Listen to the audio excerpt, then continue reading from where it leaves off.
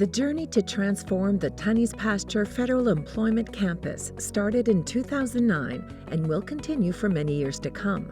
Once the transformation is complete, Tunney's Pasture will be a vibrant, transit-oriented, sustainable mixed-use community and employment site that is integrated with surrounding neighborhoods. The first step on this journey was to develop a master plan and guiding principles to set the course on how this site, near the Ottawa River, would be transformed. In consultation with the public, stakeholders, and the public service, the government heard that the desire was to create a vibrant and connected mixed-use community. 7 guiding principles ensure the revitalized Tunney's Pasture will meet the needs of the federal government while evolving into a sustainable live, work, and play community.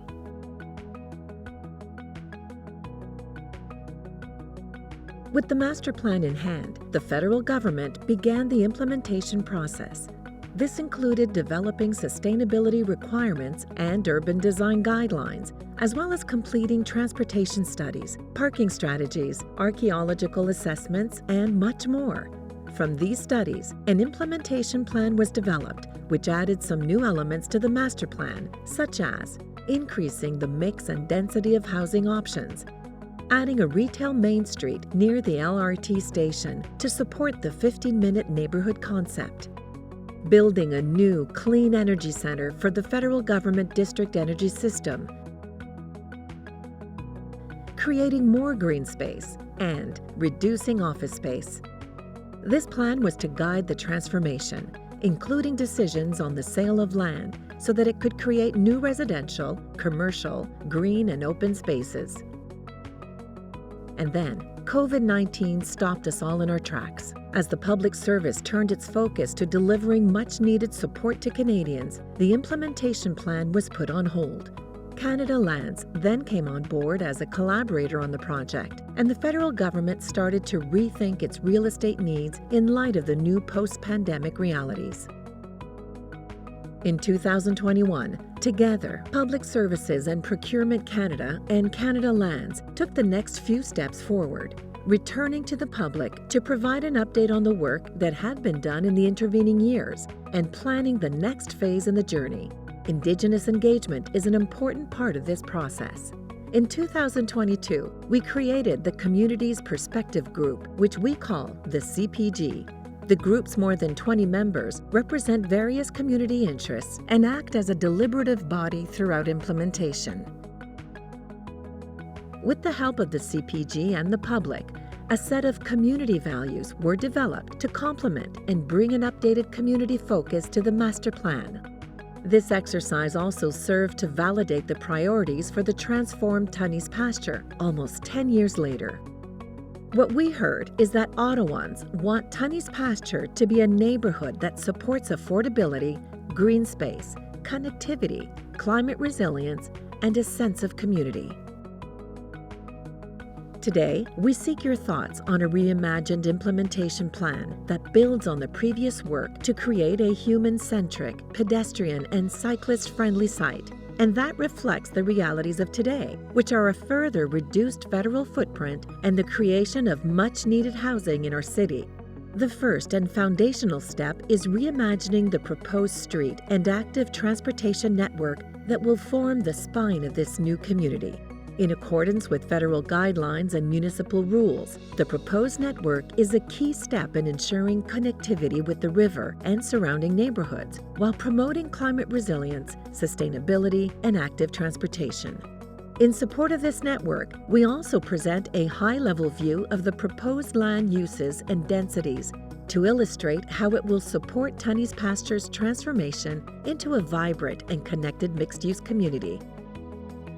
Thank you for your continued engagement. Sign up for updates on the next steps in this important journey towards making Tunney's Pasture a truly integrated, sustainable, and connected community.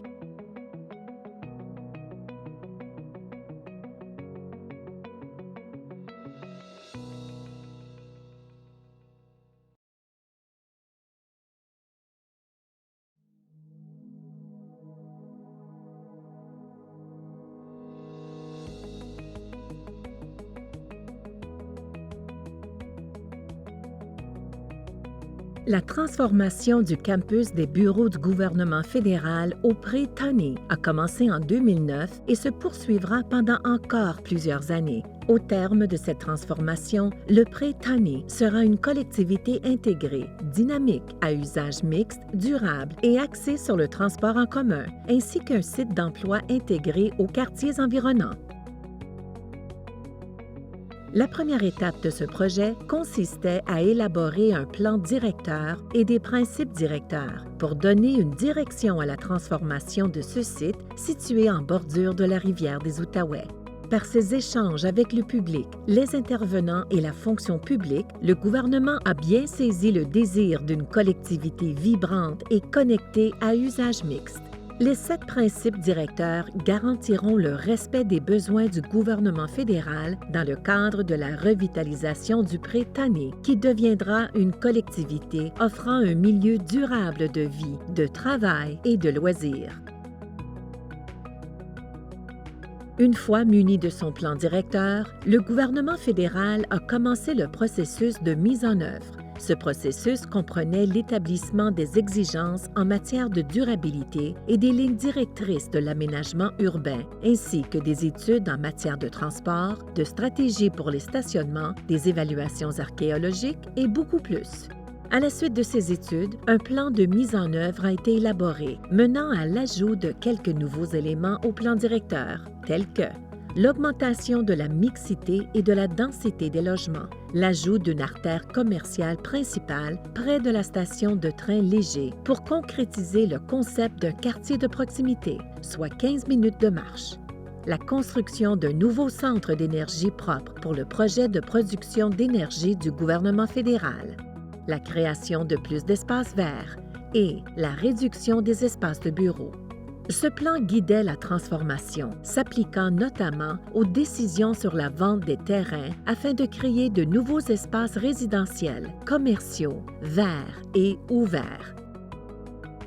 Puis, la pandémie de la COVID-19 a mis un frein au projet. Comme la fonction publique travaillait à offrir un soutien essentiel à la population canadienne, le plan de mise en œuvre a été mis sur pause. La Société immobilière du Canada est devenue collaboratrice du projet et le gouvernement fédéral a repensé ses besoins immobiliers à la lumière de la nouvelle réalité de l'après-pandémie.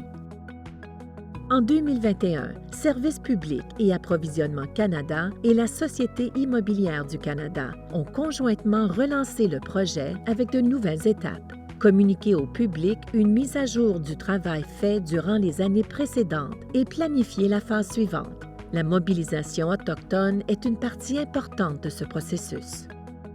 En 2022, nous avons créé le groupe de perspectives communautaires. Ce groupe, de plus d'une vingtaine de membres, représente les intérêts de la collectivité et agit comme organisme délibérant durant toute la mise en œuvre. Grâce à l'apport du groupe de perspectives communautaires et du public, nous avons développé un ensemble de valeurs communautaires pour compléter et mettre à jour le plan directeur en fonction des désirs de la collectivité. Cet exercice avait aussi pour but de valider les priorités de la transformation du Pré-Tani près de 10 ans plus tard. La population ottavienne nous a indiqué qu'elle voulait que le Pré-Tani devienne un quartier offrant abordabilité, espace vert, connectivité, résilience climatique et esprit communautaire. Aujourd'hui, nous sollicitons vos avis sur le plan de mise en œuvre redéfini qui table sur le travail antérieur pour créer un lieu centré sur l'humain qui donne priorité aux piétons et aux cyclistes. Le plan reflète les réalités d'aujourd'hui, c'est-à-dire une empreinte réduite du gouvernement fédéral et la création de logements très attendus dans notre ville. La première étape fondamentale consiste à redéfinir la conception proposée du réseau routier et du transport actif pour en faire l'épine dorsale de ce nouveau quartier. En conformité avec les lignes directrices fédérales et les règlements municipaux, le réseau proposé est un élément clé favorisant l'accès à la rivière et aux quartiers environnants, tout en promouvant la résilience climatique, la durabilité et le transport actif. Pour appuyer ce réseau, nous présentons également un aperçu de l'utilisation des terrains et des densités proposées pour illustrer la façon dont le réseau contribuera à la transformation du pré Tony en une collectivité vibrante et connectée à usage mixte. Nous vous remercions de votre mobilisation soutenue. Abonnez-vous pour recevoir des mises à jour sur les prochaines étapes de cette importante transformation du pré Tony en une collectivité vraiment intégrée, durable et connectée.